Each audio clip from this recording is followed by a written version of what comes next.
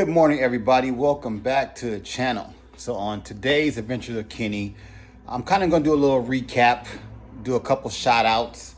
I need to work on the razor, so I'm going to pull all the cars out, get everything situated. And while I'm working on the razor, I'll kind of give you guys a recap of pretty much everything that's been going on in the last couple of videos. I always hate when people end the video and never say what happened next. So I'm going to make sure I tell you guys what happened next. So stay tuned. Let me get these vehicles moved around so I can get the razor out. And while I'm working on that, I will have a chat with you. All right, got everything set up. So on the razor, what I need to do is replace the battery. So I'm going to replace the battery. While I'm replacing the battery, I am going to basically just talk to you guys. All right, so I want to give a couple shout outs. My first shout out I'm going to give to is Whiskey Dents. Whiskey Dents has been watching my videos. He likes and subscribes. Pretty much every week he comments. So I just want to say thank you for that. I highly appreciate that. Also Whiskey Dents, he has a channel, so check him out. He's giving away a truck. So I don't remember what year the truck is, but it's an older overcab truck. So he's trying to get to like 10,000 subscribers, and once he gets to 10,000 subscribers, he is going to give away the truck. So check him out. I'm going to put a link to his page, so hopefully I get that correct. So I've never done that before, so we'll see. But yeah, next person I want to give a shout out to is my homeboy Steve. So Steve has his own page. It is called Tackett's House of Horsepower. I've known Steve for over 25 years. Steve used to live here in Phoenix, but he just recently moved to Tennessee. Why, I don't know, but you know, especially after seeing all his videos with all that damn snow. But he's out in Tennessee. But I want to give a shout out, tell you guys to check out his YouTube channel. Steve is actually the person who brought my truck home for me. He the one also looked at it for me to make sure I was getting a good deal and was not, you know, doing a bad purchase.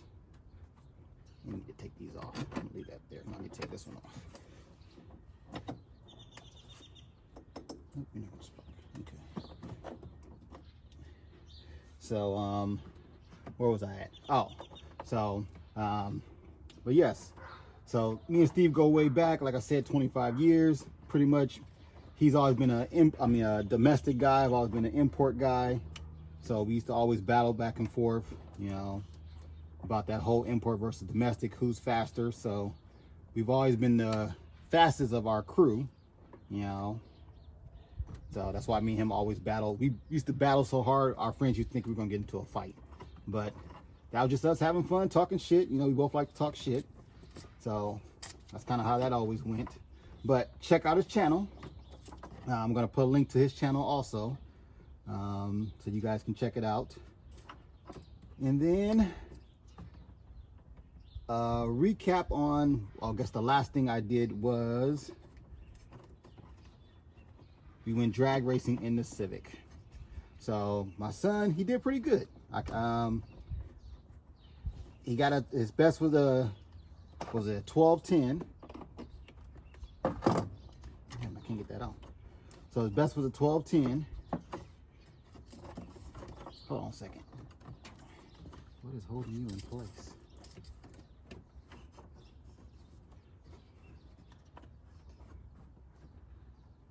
Do I gotta remove this bar?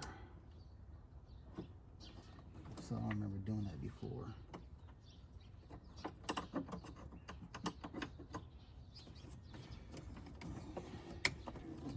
Give me a second, I'm struggling with this battery here. Something like I don't want to move. I know it's been in here for a while, but we're gonna see. Let me pull out these other couple screws. Get to where I can really get to it. All right, so back to what I was saying. So his best time was a 10. I'm at 10. His best time was a 12-1, which is basically a 12-11. So I kind of went over the data logs with him, kind of showed him where he needs to improve. In all actuality, he should have been able to knock a full second off his time. I gave him enough power where, you know, he should have been to run a high, very high 10 or a low 11. So a few little improvements, he will be there. We're going to try to go back to the track again here pretty soon. I'm going to leave him on the same power level. So for his last run, he's at 15 psi. So with that amount of power, like I said, he should be able to at least get a low 11. So that's our goal when we go back, is to try to get him into a low 11, which I think he should be able to get. Come up. Man, this damn battery is stuck in here. Ooh. I think it's swollen. That's why I'm having a hard time getting it out. Yeah, this thing is. Yeah, something's holding it in place, because it shouldn't be this hard to get out. Like, it's not bolted in. Damn it. So this might be a little more detailed than I was thinking it was going to be. I thought I was going to just pull a battery out, swap a new one in, and keep it moving. Okay. Next thing I'm going to talk to you guys about is the truck. So this battery's not going the way I thought it was going to go, I'm going to take you over to the truck. So pretty much I had an incident in the truck. Before we were going to the track, I told my son, let's go get some oil, do an oil change, gap the plugs, well, put new plugs in, gap them. And I didn't have I lost the filler gauges, so we had to go get another set. So I took him for a little ride in it. Well, I guess I should start over. So I was having this problem with the truck where I was thinking I should have been hitting 5 to 6 psi, but after further investigation, I found that I only had like a 3 to 4 psi spring in there. So when I put the spring in, I read the chart wrong, thought it was a 5 to 6, but technically it was a 3 to 4. So that's why I was only getting 3 to 4 psi boost. After figuring that out, I was like, okay, this is a perfect opportunity to test out the boost controller. So I put an extra 3 pounds on the dome. On top of that, she gave me 6 to 7. So I wanted to see if that was going to give me the power that I was looking for before I decide to swap out the spring, because swapping out the spring kind of sucks, especially when you start going to those heavier springs, because it almost takes 2 people to squeeze it down to put the screws back in. Excuse me. So I was like, I'm just going to test it out on the boost controller instead of swapping springs over and over. So I put it at 7 psi, drove it. It was at nighttime, and yeah, it was good. I liked it. So then the next day, I took my son for a ride when we went to AutoZone, and got in it just to kind of show him, you know, the power, and got real sideways. And my son was like, "Dad, you almost hit the curb." I'm like, "Yeah, whatever." So I came to a realization later that day when I saw the inside of the tire. So there's a big white mark on the inside of the tire. So I'm going to show you guys that. So let me get the camera and I'll take you over there. So it was the passenger side that had the incident. So here is the tire with the white mark on the inside of the tire. I'm going to put a little screenshot of the street where this happened at. So after that, let me flip the camera back around. So after that, I came to the realization that I need to put seat belts in this damn thing, and I need to put mirrors on there, because when I'm fishtailing around, I cannot see how bad I'm fishtailing because I don't have any mirrors. So I ordered seat belts, didn't pay attention to them. I ordered some GM style seat belts with the GM buckle, and that's gonna take 6 to 8 weeks. I also ordered some Simpson harnesses, well, just for the driver's side, to put in for me, and I'm gonna make a little harness bar just for that, because I want to take this thing to the track now. Before, that was never my plan. It was just to be a little cruiser and all that kind of stuff. But yeah, I got to see what this thing would run. Like, I know with the jacket and the helmet, I should get tech to 11.5, but I know it's going to go faster than that. So I'll just let them kick me off. But I got to see what it's going to do. So I started preparing myself for that. So let me flip the camera around and let you guys know what I've been doing a little bit off camera. Okay, so this is kind of going to suck a little bit, but as you can see, I put a Mickey Thompson ET Street drag radio on this thing. I got it mocked up for whatever wheel I need to. It's one of those, I forgot what you call those, I guess, wheel measuring tools. So this right here is you can see a 305, 4517. So what I did was, these are what my front wheels are, and the back ones that normally be on here. So I contacted American Racing to see if they can make me a drag pack setup. So I sent them the measurements of the brakes and everything like that, and I'm still kind of waiting for them to get back to me to let me know if what I'm trying to do is going to be possible. Because I'd rather have this exact same wheel in a 17x10 to fit those. Otherwise, I'm going to some weld racing rims just for the rear for when I want to hit the track. So a few other things I've been doing just to get prepared for the track was this right here is pretty much where I'm going to put my harness and my harness bar for me. So I'm going to build a bar that you can't really see. Let me see if I can get it. So from the factory, gas tank used to be in the back. So I'm going to use these bolts to bolt some harnesses in and kind of make a bar and a bracket that'll hook to that, so I can run the harnesses there. So you see with the tape, it's just kind of me marking out where I should be sitting, where I want the harnesses and everything to come across my shoulders, and we'll see how that comes out. All right, so then the second thing I did, let me get around to the back, is, I know that sun is hidden, my batteries are underneath the bed. So I decided I was gonna have, well, I shouldn't decided, I knew I had to, was put on a battery disconnect switch, because you won't pass tech at the track if the batteries are in a different location and there is no switch on the back of the vehicle to shut power off. So that was the other thing I did. All right, next thing I'm gonna do is take you guys inside my house here real quick, just to kind of show you, and turn this light on, to show you my other little surprise that I got. So the truck is going to be tuned on E85. E85 really isn't readily available where I'm at. The closest station to me is about, I'm gonna say about 20 minutes away. And even that station only carries up to, I think it was at E54 or whatever that is. So they don't even have 100% true E85.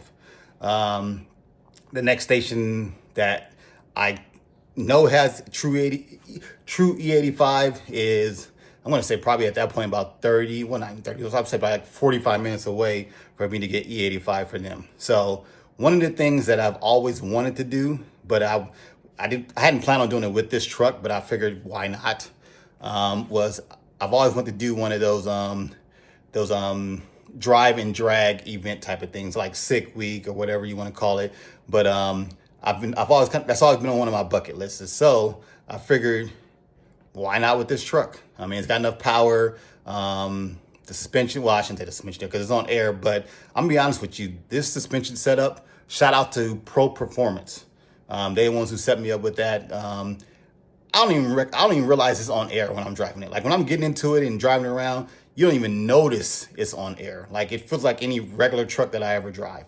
So shout out to them for setting me up with a nice suspension setup. So then I'm not sponsored like I always says, so I always say. So, but they're here in I guess Mesa. So give them a holler. They do a lot of truck stuff, especially air stuff.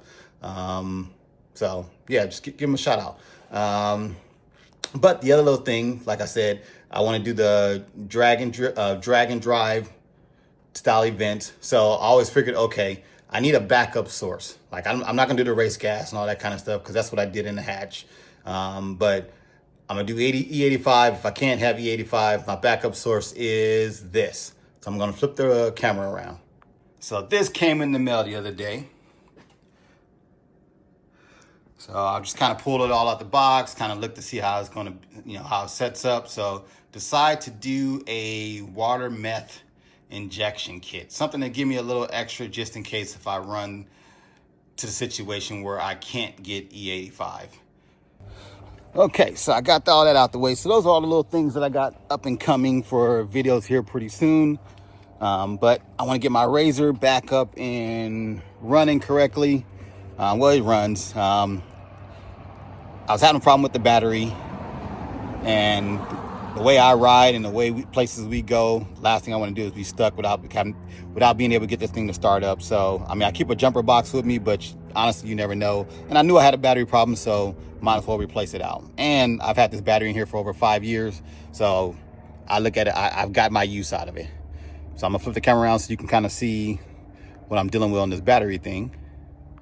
All right, so here's where my batteries sit. This one is about only a year old. Very good battery. I do have a 2 battery setup because that's a sub there. I do have a sub that's underneath the seat. I would say I have speakers 1, 2, 3, 4, 5, and 6. So like I said, I'm a music person. I gotta have my beat. So I like to, chill, have a few beers, listen to some music, while we all riding, and then we just keep riding. But this is a battery that does not seem to want to come out. I think it must be swollen because it doesn't want to pull up. So I'm going to play with this thing for a while, but I just wanted to get a little quick video out, just kind of give you guys a recap of what's to come. So pretty soon you guys should see me. I guess I'm going to flip the camera around. Okay, so pretty soon you guys should see me install the water meth kit on the truck. What else I gotta do that? I'm gonna make the harness bar. I'm gonna go to a car show with it this weekend. I'm taking the hatch back to the track this weekend. Same day as a car show. Me and the son, he wants to go back out to the track. We tried to go like last weekend, but the track was so packed that the damn tech carts had sold out before we even got a chance to get there. So, it's just one of them things. I'm glad he wants to go back to the track. He's keeping it on the track, not doing dumb stuff on the street. 'Cause I told him, I was like, with your license, dude, you can't work, type of jobs we got. We drive company vehicles, so you can't have points. So I'm glad to see that he's definitely keeping it, legal. But yeah, those are the videos should be coming up here pretty soon. One video I'm gonna do is, I think I still got a little air in the brake system on the truck. So I ordered one of them Phoenix, reverse bleeding kits. So I've been wanting to do a review on that one just because I can't seem to find anyone who's done one. So I figured I might as well do one and let you guys know if that thing even works or if it's even worth the $60 you pay to get it. So, but yeah, so look out for more videos coming. But like always, thank you for watching.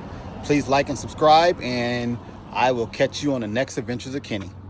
Peace.